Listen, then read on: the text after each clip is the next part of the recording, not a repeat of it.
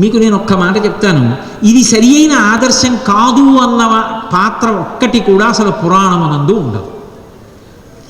అదేమిటంటే అలా అంటారు మరి రావణాసురుడు అంటారేమో. రావణాసురుడు ఎందుకు చెడిపోయాడు? ఎవడు చెప్పిన మాట వినడు. రాముడు ఎందుకు బాగుపడ్డాడు? ఎవడు చెప్పినా వింటాడు. కాబట్టి ఇప్పుడు రావణాసురుడి పాత్ర నుంచి నువ్వేం నేర్చుకుంటావు? ఎవడు చెప్పినా వినాలని నేర్చుకో. రాముడి పాత్ర నుంచి ఏం నేర్చుకుంటావు? చెప్పినది వినడమే కాదు, అనుష్ఠించాలని కూడా నేర్చుకో. దానికి ఇది కొనసాగింపు. అందుకే ఇహ సంతో నవాసంతి సతోవా నానువర్తసే తథాహి విపరీతాతే బుద్ధిరాచారవర్జిత అని అడిగింది సీతమ్మ. ఇక్కడ చెప్పేవాళ్ళు లేరా, నువ్వు వినవా అని అడిగింది. మంచి వినపడింది, వినడం నేర్చుకో. రాముడిలా విని వదిలేయడం కాదు, రావణుడికి తెలుసు కానీ అనుష్ఠించాడు. నువ్వు అనుష్ఠాన పర్యంతంలోకి దాన్ని తెచ్చుకోవడం కూడా నేర్చుకో. రాముడిలే శల్యుడు ఉన్నాడు, మంచి సారథ్యం చేస్తాడు, కానీ పొగట్టలకి లొంగిపోతాడు. పొగట్టలకి లొంగిపోయాడు కాబట్టి మనసులో ధర్మరాజు పక్షానికి వెళ్ళాలనున్న దుర్యోధనుడి పక్షానికి వెళ్ళాడు. అందుకని ఏం చేశాడు? కర్ణుడికి సారథ్యం చేస్తూ కర్ణుడిని తిట్టాడు. శల్య సారథ్యం వల్ల ఏ రథాన్ని నడిపాడో వాడు చచ్చిపోయాడు. కృష్ణుడు సారథ్యం చేశాడు, ఎవరి వైపు ఉండాలనుకున్నాలో అటే ఉన్నాడు. కృష్ణుడు సారథ్యం చేస్తే అర్జునుడు గెలిచాడు.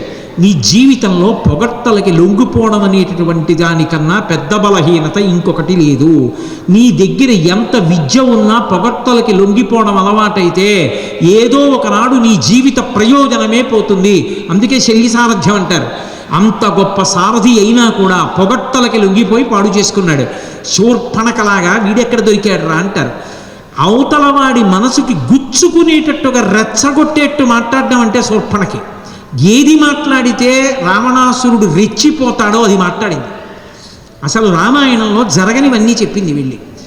రాముడి గురించి ఒక్కటే చెప్తే రావణాసురుడు రెచ్చిపోడు. ఒక మాట అంది, నీ భార్యలేం భార్యలురా, వీళ్ళందరినీ తీసుకొచ్చి భార్యలు అంటావు. అసలు అందగత్తి అంటే సీతమ్మ, ఆమెని పొందలేని నీ బతుకొక బతుకా అంది. అంతే వాడు బయలుదేరాడు.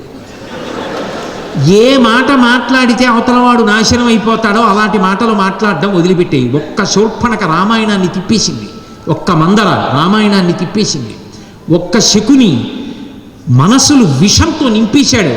మాట ఉంది కదా అని అవతల వాళ్ళు పాడయ్యే మాటలు జీవితంలో మాట్లాడకు, నిగ్రహం నేర్చుకో, మంచి మాటలు మాట్లాడు. అసలు ఏ పాత్ర మీకు సందేశం ఇవ్వదు? ఏ పాత్ర అయినా సందేశం ఇస్తుంది. కాబట్టి అది అన్వయం చేసుకోవడం చేత కావాలి. ఇవి చెడ్డ పాత్రలు, మంచి పాత్రలు ఉండవు. ఇది చెడు కాబట్టి దాన్ని పుచ్చుకోకు, ఇది మంచి పుచ్చుకో.